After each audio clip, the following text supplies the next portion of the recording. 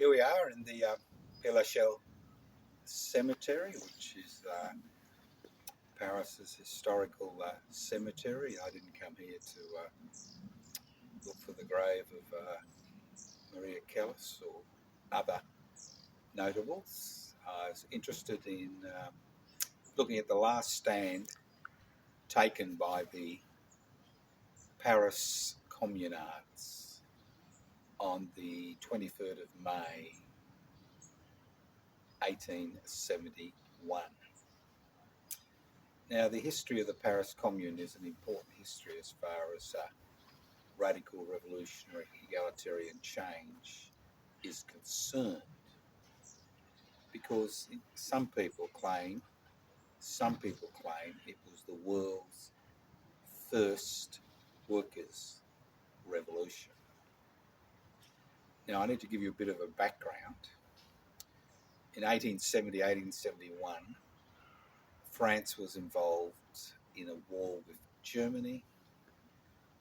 The German troops entered Paris, and on the 18th of March 1871, the people of Paris proclaimed an independent commune, held elections 2 weeks later, and elected representatives who made major changes in terms of property rights, in terms of freedom, in terms of personal freedom, in terms of their rejection of the state, rejection of the French government. Now, the French ruling classes were so horrified by what had occurred, they formed a pact with the German invaders, and over the next 3 months, they slowly destroyed the commune. In the last week of resistance, it is estimated over 25,000 Parisians were slaughtered by German and French soldiers on behalf of the government of the day. Paris was reduced to rubble.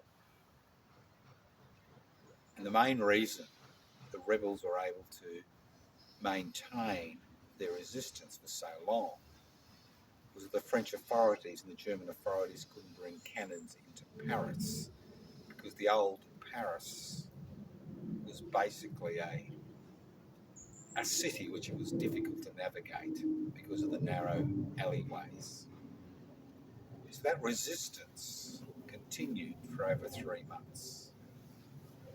Legislation was introduced by the Commune which changed, as I said before, property relations, which changed relationships within the community and introduced many elements of direct democracy, providing pensions for single mothers, allowing people to get on with their lives without the impositions that the state had imposed on them.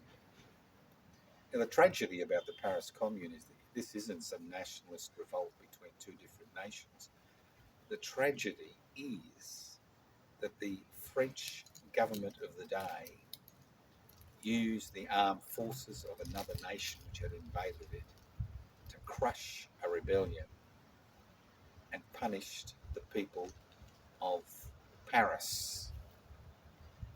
In the final weeks of the rebellion, over 25,000 people were slaughtered indiscriminately as they broke through, the French forces and the German forces broke through the barricades which had been built by the French people. The last battle occurred here at this very spot, and if you look closely at the walls behind me, there are still bullet holes in those walls. And the last battle here occurred at this very spot in the cemetery. Over 155 men, women and youths were slaughtered here, resisting. 14 executions also occurred of people who are defined as officers within the rebellion.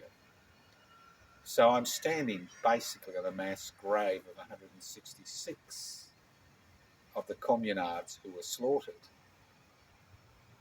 The fact is that Paris, in many regards, resembled Gaza in 2026.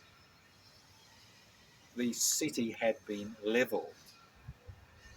The state had waged war on its own people because they wanted to live a life independent of the strictures and the taxes and the laws of the state, which ensured that the ruling classes continued to set the political, social and cultural agenda. Now, the thing about 1871 is there are photographs available. You can see photographs of the destruction in Paris. You can see photographs of the people who were killed, executed. Anybody who was found with a weapon was executed on the spot. And that included knives as well as guns.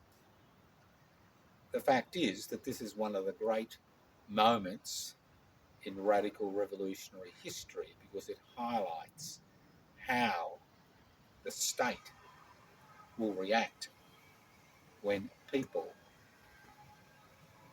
wish to govern themselves on egalitarian principles, when property rights are overturned. This was not the revolution of 1789, which saw a succession of military dictatorships occur in France. This was much more. This was a people's revolution. It had a cultural element, a social element. It had an element which most people have no ideas about. Today, on the 18th of March, we celebrate the 155th anniversary of the establishment of the Paris Commune. Remember the dead. Not only were people slaughtered, over 5,000 prisoners were deported. Many were deported to New Caledonia. And those of you who have know your history will know that a number of the Paris communards escaped from New Caledonia and made their way to Paris, so made their way to Sydney and Melbourne and Brisbane. And they were welcomed as heroes and heroines.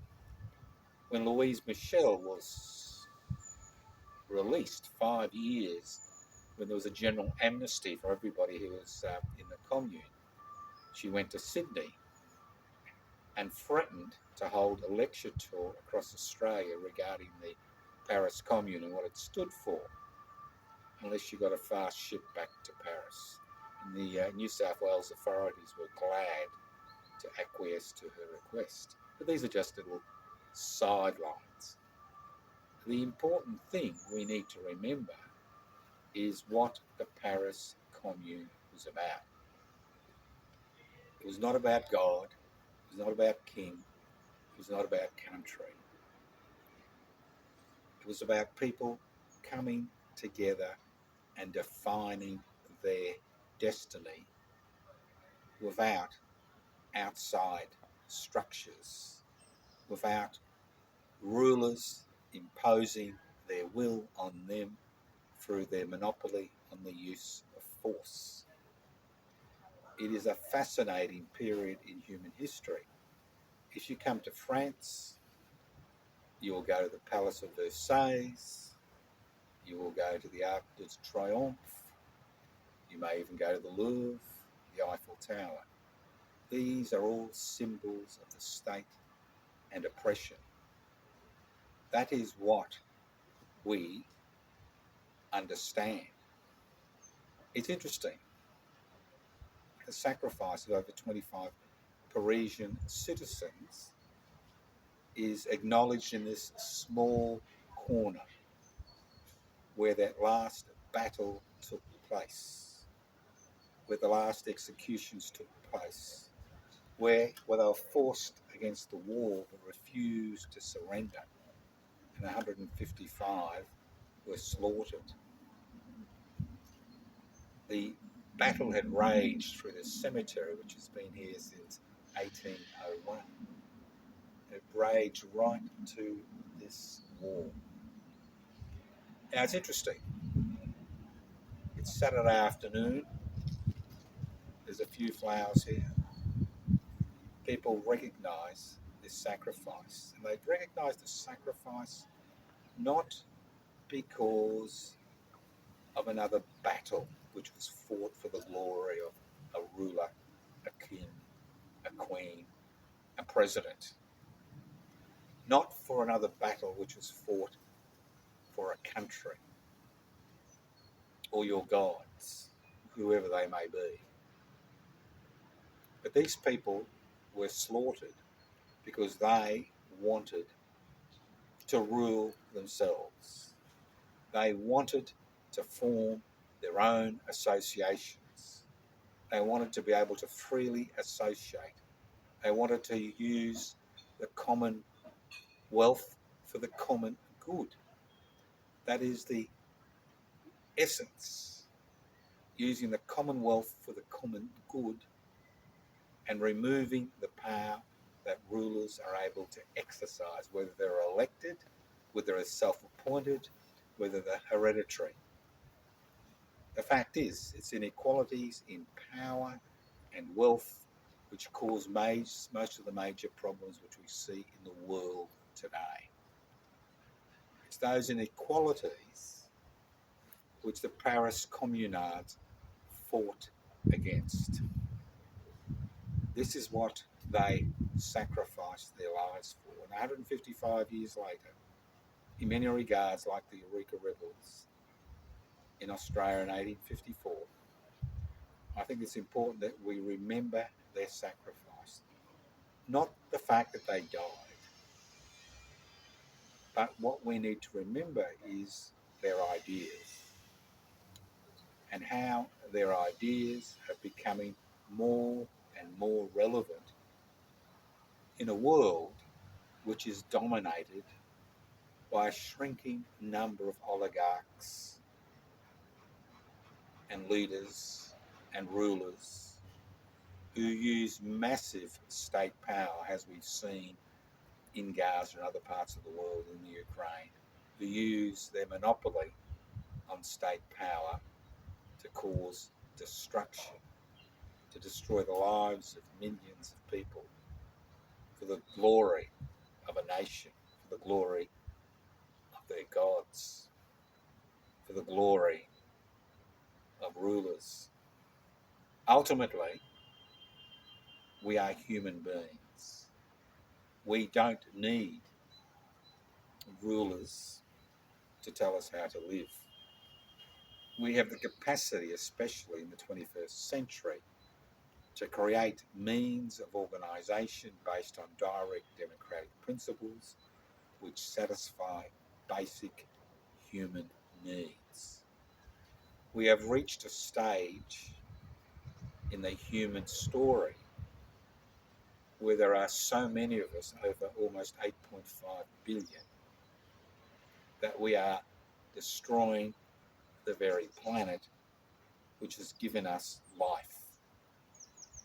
The struggle to create an egalitarian community where the commonwealth is used for the common good, where people are involved in the decision-making processes, where they create their own structures free of hierarchy and free of fear, is a struggle which is becoming more relevant in the 21st century, in 2026, than it was in 1871. The dilemma today is that power and wealth is so concentrated in so few hands, that it's becoming exceptionally difficult to challenge those who exercise power over us, whether we elect them, whether they're self-appointed, whether they're religious leaders.